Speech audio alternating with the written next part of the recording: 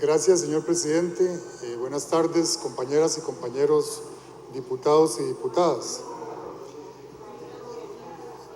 Escuchando las intervenciones, debo indicar que no conozco las razones ni el expediente tratado en la Comisión de Gasto Público, las razones o motivaciones que hubo para rechazar la liquidación presupuestaria.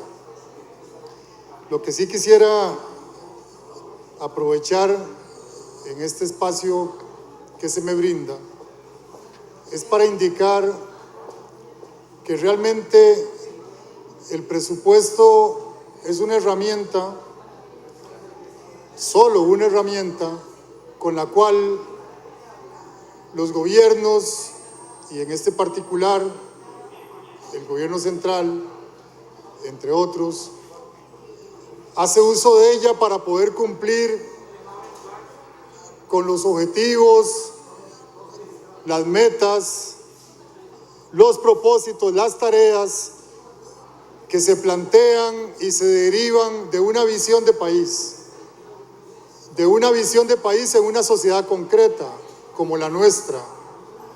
En ese sentido, el presupuesto no es otra cosa que una herramienta. Y cada año se aprueba y cada año se ejecuta efectivamente, y hay que liquidar para rendir cuentas de ese presupuesto. Probablemente si el enfoque se hace desde una perspectiva totalmente economicista o financiera, desde el punto de vista de la aplicación, se pueda ahondar en cifras más, en cifras menos, en metas más o en metas menos. Pero lo sustantivo, en mi opinión, es referirse al momento en particular en que un presupuesto se da en un contexto económico, en un contexto social, en un contexto histórico determinado. A este gobierno le ha correspondido gestionar la acción de gobierno en condiciones relativamente favorables en términos de una serie de indicadores macroeconómicos externos. Una economía global y una economía estadounidense que sin duda alguna no se recupera al ritmo deseado, pero también algunos factores como es el precio de los hidrocarburos en el mercado internacional favorables. Propios y extraños han dicho con claridad que el manejo de la política monetaria, que el manejo de la política macroeconómica ha sido muy astuta, ha sido muy inteligente y ha permitido que, a pesar del déficit fiscal que nos agobia como principal indicador, hemos podido mantener una estabilidad económica, financiera y social como muchos, sin duda alguna, se hubiesen deseado.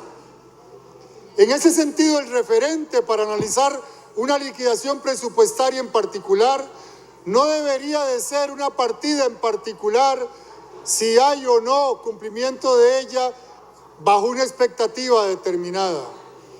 Debería de contrastarse con una visión de sociedad, una visión de país que establece prioridades, que establece para el Estado una serie de rubros que sin duda alguna es deseable no separarse de ellos, teniendo a la persona, al ciudadano, hombre o mujer, como centro, y a la institucionalidad pública como el que dota, como el que puede proveer ciertas condiciones de bienestar en una situación dada, y en una situación, dicho sea de paso, que no es una fotografía histórica, sino que es una situación heredada de decisiones que se toman décadas atrás y que terminan reventando décadas posteriores. Estamos enfrentando endeudamientos públicos crecientes de momentos anteriores en donde se consideró que era importante no atender la austeridad y sí disparar el gasto público en algunos casos en particular. Estamos viviendo también momentos en el cual nos corresponde como país dar la cara y honrar nuestras deudas. Hoy todos sabemos lo que significa porcentualmente esas deudas adquiridas en la historia más reciente de nuestros gobiernos. Y esas son las condiciones y ese es el contexto en que hay que analizar una liquidación presupuestaria. ¿Se nos ha deteriorado el sistema de salud? Claro que sí, se nos ha deteriorado. Pero se nos ha deteriorado a partir no de la falta de inversión o la falta de atención de un gobierno responsable que le asigna los recursos a la salud pretendiendo aspirar a una sociedad que tenga derecho a un derecho humano vital como es la salud. ¿Se nos ha deteriorado la educación? Claro que sí, se nos ha deteriorado, pero no es producto tampoco de la decisión de un gobierno de menoscabar el presupuesto público para educación y faltar con el constitucional. Se nos ha deteriorado la capacidad institucional que permite brindarle a la ciudadanía servicios acordes con la sociedad que aspiramos. Claro que sí, se nos ha deteriorado. ¿Pero por qué se deteriora? Porque hay un presupuesto mal elaborado, porque hay un gobierno que falta a la austeridad. No es así, no es así. Aquí hemos tenido que defender que la educación, que la salud, que el derecho al trabajo, que la infraestructura, que la seguridad ciudadana, aún en las condiciones tan restrictivas que nos da la economía a partir del déficit que sufrimos, deben ser prioritarias. Aquí se ha dicho con claridad que no podemos faltar al presupuesto educativo, tanto en la educación primaria como preescolar, secundaria y universitaria. Señor presidente, usted me señala que haga un detenimiento, con mucho gusto. Muchas gracias, diputado. Gracias, Patricia. Suspéndale el tiempo al señor diputado.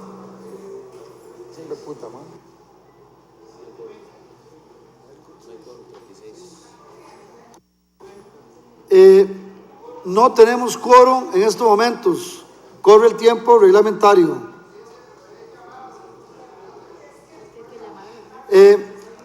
Ustedes tienen que comprender que en estos momentos el quórum empezó muy ajustado.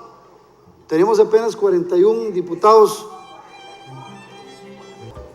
con 38 señores y señoras diputadas se reanuda la sesión. Les ruego a los señores diputados y diputadas que el quórum del día de hoy está muy ajustado y tenemos que continuar con la agenda que tenemos en discusión, por lo que les ruego favor permanecer en el salón de sesiones para no causar más interrupciones a los diputados o diputadas que están haciendo uso de la palabra.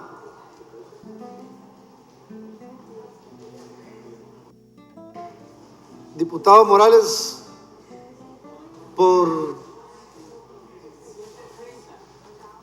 7 minutos 30 segundos, continúa usted en el uso de la palabra, diputado.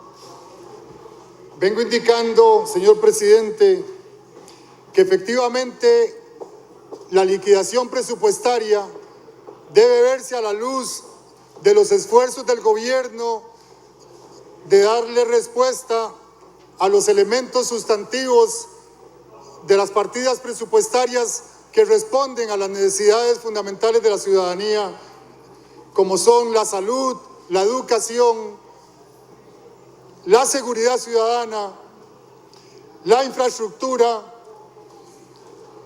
y otros rubros que sin duda alguna son los que van perfilando lo que se expresa en el Plan Nacional de Desarrollo. Desde esa perspectiva, me satisface indicar que en las condiciones tan difíciles que son las de poder efectivamente llevar adelante una gestión en un Estado que hace aguas un Estado desarticulado, un Estado que no hace sinergias, un Estado disperso, un Estado en donde efectivamente no hay unidad de ejercicio y de gestión institucional mancomunada en torno a objetivos, logra un gobierno como este efectivamente no desatender los elementos sustantivos. El Estado costarricense requiere reformas y podemos, como legisladoras y legisladores, seguir con el ritual de analizar presupuestos desde una visión muy superficial y totalmente acotada a la cifra, a la ejecución, que sin duda alguna hay que observarla. Sin duda alguna desearíamos que no hayan superávit, por supuesto que sí, pero que no es lo sustantivo. Sin duda alguna, efectivamente este Estado requiere reformas sustantivas que hagan que pueda estar a la altura de dar respuestas. Andamos de verdad a ratos tan lejos de lo que está sucediendo que, por ejemplo, cuando observamos la creación de oportunidades de la población más desfavorecida económicamente en relación al acceso al crédito, creemos que con una ley se puede resolver esa inequidad concreta de acceso o de negación del crédito de sectores de la población. Aquí hemos planteado una y otra vez que hace ya décadas nos ganaron la partida al plantear que efectivamente la rentabilidad era el indicador fundamental en la banca.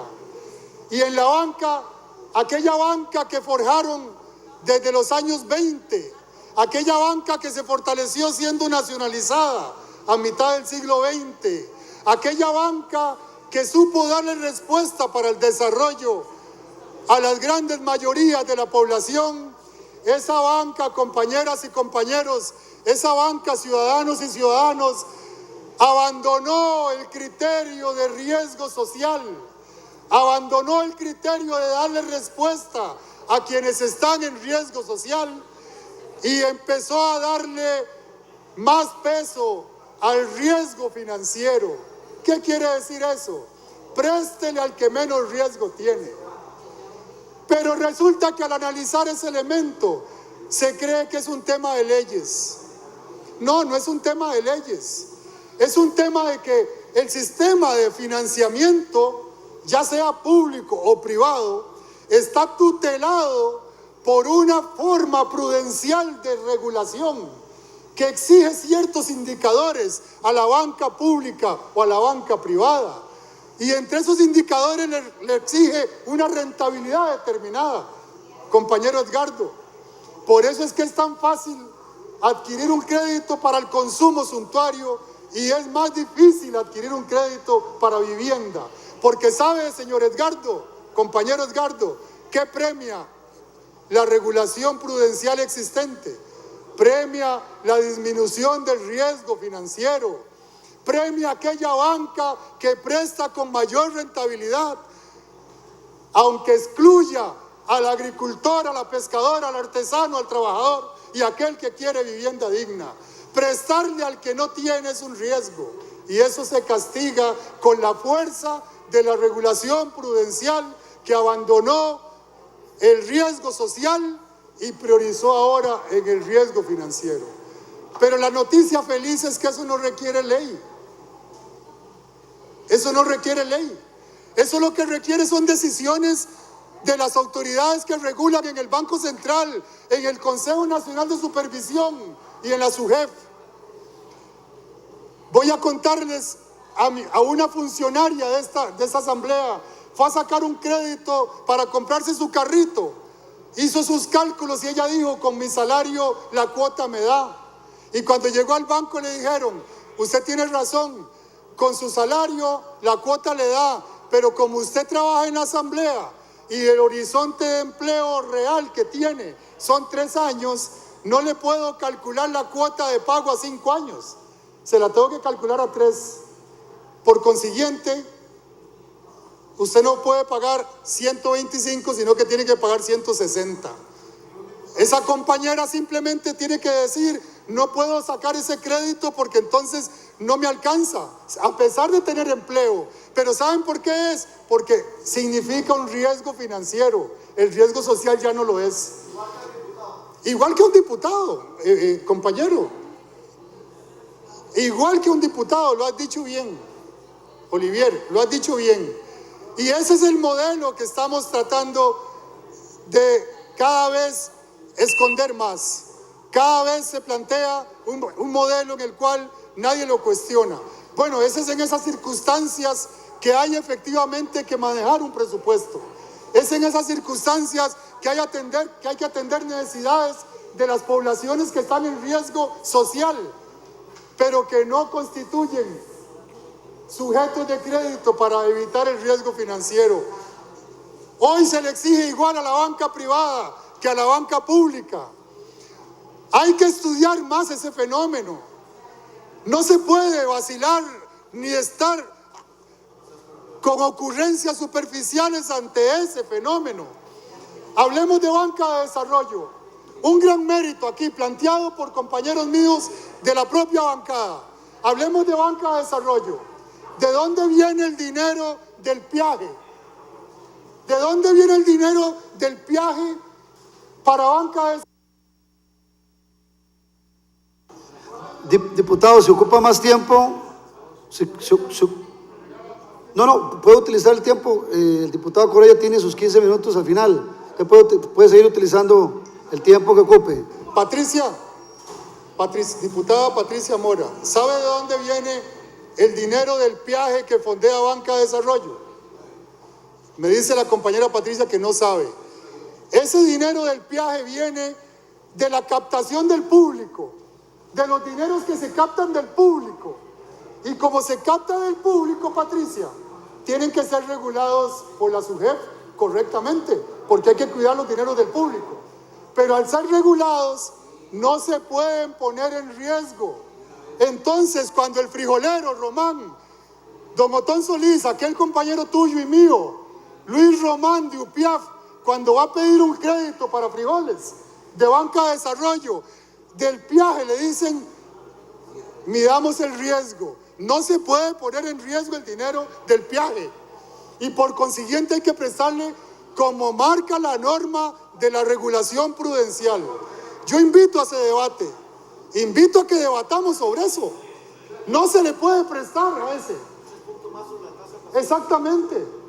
Al 4%, claro, y ahora resulta que eso significa una competencia para los que realmente están tratando de llevar banca de desarrollo. Un gerente de una banca privada me dijo, no me pudo pasar algo mejor, porque así le presto a una transnacional Piñera, le presto 20.000 millones, Edgardo. 20.000 millones le presto de banca de desarrollo al 4% y no me pudo pasar algo mejor, porque ahora tengo un escudo social en donde puedo sacar publicidad diciendo que estoy financiando a pequeños productores y medianos productores de fruta. Eso es, por Dios, eso es lo que está pasando en nuestro país. La banca como tal está siendo regulada con un criterio de banca de riesgo social. Nadie quiere asumir el riesgo social. Se asume con riesgo financiero. Dígame, Araceli.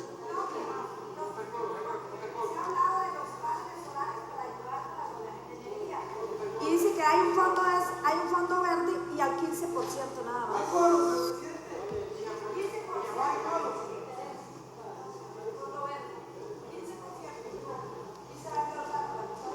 Yo solo digo que cuando termine esta legislatura yo al menos quisiera tener la capacidad de haber, diputado como dice Morales, popularmente, berreado. Porque aquí hay que entrarle al tema. Diputado Morales. Dígame, señor presidente. Yo ahorita le continúo a usted en el uso de la palabra. No hay quórum. Me dicen que no hay quórum. No. Muchas gracias, presidente. Corre el tiempo reglamentario.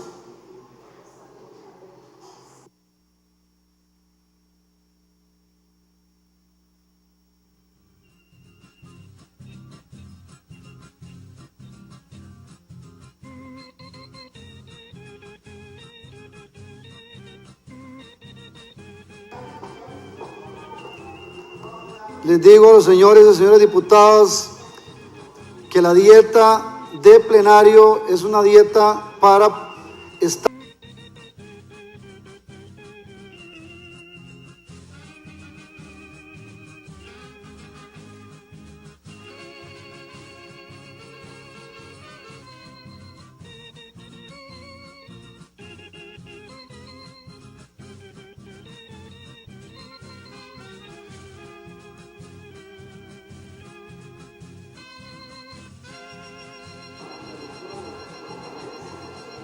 Se reanuda la sesión con 38 señores y señoras diputadas. Les quiero manifestar de que a los señores y señoras diputadas favor de permanecer en el salón de sesiones para que no se esté interrumpiendo la sesión y que podamos continuar hasta su finalización de hoy a las 6 de la tarde. Diputado Morales, continúa usted en el uso de la palabra hasta por el tiempo que estime pertinente. Gracias, presidente. Yo le contaba a algunos compañeros diputados y aquí dialogaba con Araceli, Olivier, que realmente el tema hay que reflexionarlo, el tema de banca de desarrollo. El tema de banca de desarrollo tiene un problema de origen, aunque hay que reconocer que es un paso importantísimo. Es un paso importantísimo, pero tiene un problema de origen, y es que se fondea esencialmente con dinero del peaje, y el dinero del peaje proviene del público. Al provenir del público tiene que entrar dentro de la regulación prudencial, pero eso hace que entonces aquellos emprendedores y emprendedoras, aquellos que quieren iniciar un proyecto y que son parte, digamos, de los que podrían salir adelante, pero con capital riesgo, no son sujetos de crédito.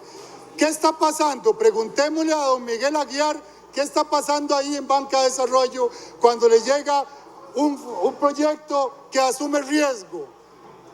Simplemente se envía a otro lado, se envía a Pronamipe, se envía a Fodemipyme, que son las entidades que tienen más flexibilidad y que pueden asumir riesgo. Otto, eso hay que entrarle. O sea, hay que entrarle porque el instrumento como tal no está bien diseñado. Y adicionalmente voy a darle un mérito, Otto, a usted. Si uno observa ahora Banca de Desarrollo, lo que estábamos legislando en varias legislaturas y que se consolida en esta, era un sistema de Banca de Desarrollo, un sistema. Al darle personería instrumental a la banca a través de la dirección ejecutiva y al darle esa capacidad de actuación, Otto, se está construyendo otro banco. Eso es lo que está sucediendo.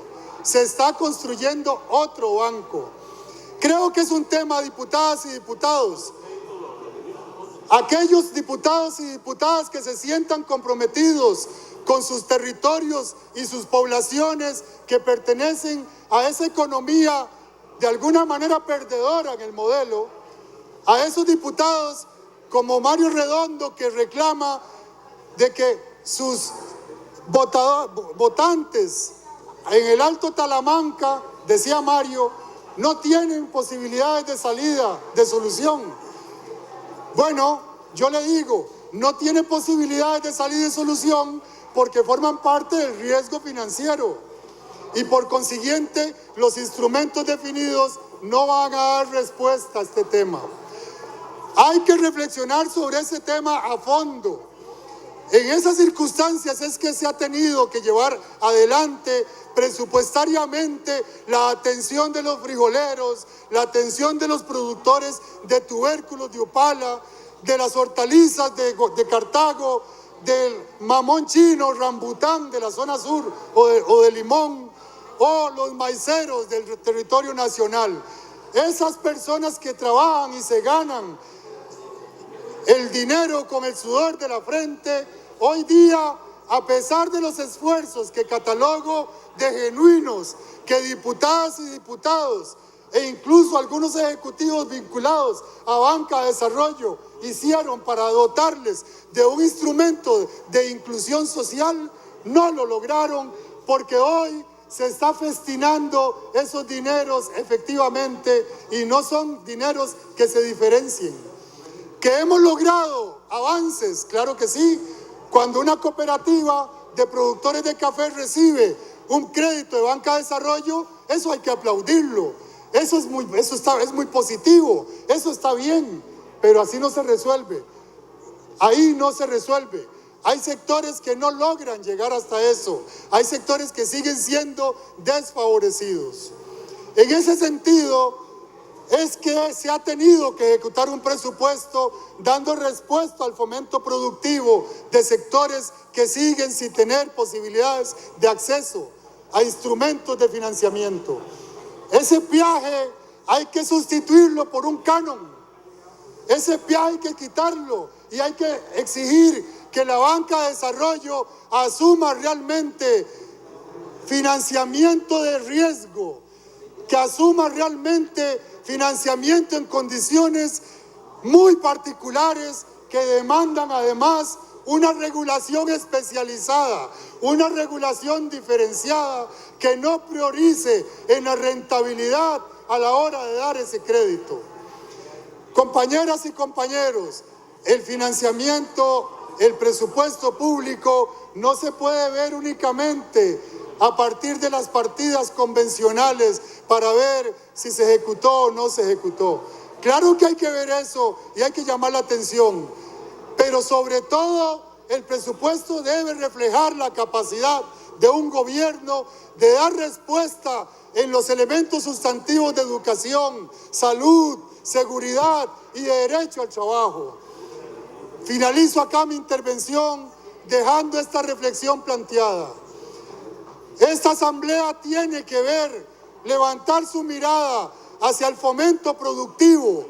No podemos seguir yendo a nuestros territorios para que una vez hoy, otra vez mañana y otra vez siempre las personas que viven en esos territorios nos sigan diciendo que aunque quieren trabajar honradamente, no tienen acceso a los instrumentos públicos y en especial a los instrumentos de financiamiento para el desarrollo que prioricen su condición social y no su condición de riesgo financiero. Ojalá la anécdota contada en épocas indeseables de la dictadura en El Salvador no tengamos que repetirla aquí para miles de pobladores que quieren trabajar y tener acceso al financiamiento. Me refiero a aquella época, Ronnie, época repudiada por Luis Alberto Monge Álvarez valientemente. Esa época de la dictadura y la guerra en El Salvador, cuando un pobre campesino, pongan atención a esto, en tiempos de toque de queda a las 6 de la tarde, iba pasando al frente del cuartel y el sargento se sorprende cuando el cabo toma su arma y le pega un balazo al campesino.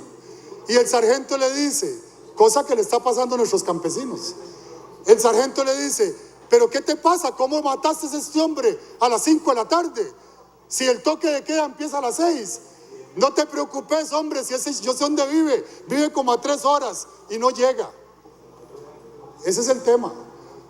Cuando una persona llega a pedir un crédito y teniendo capacidad de pago le dicen que no le pueden pagar, no le pueden dar el crédito porque no puede pagar en 3 años, sino que tiene que pagar en 2, eso es como matarlo antes de tiempo. Que no pase eso en nuestra democracia costarricense, compañeras y compañeros diputados. Muchas gracias.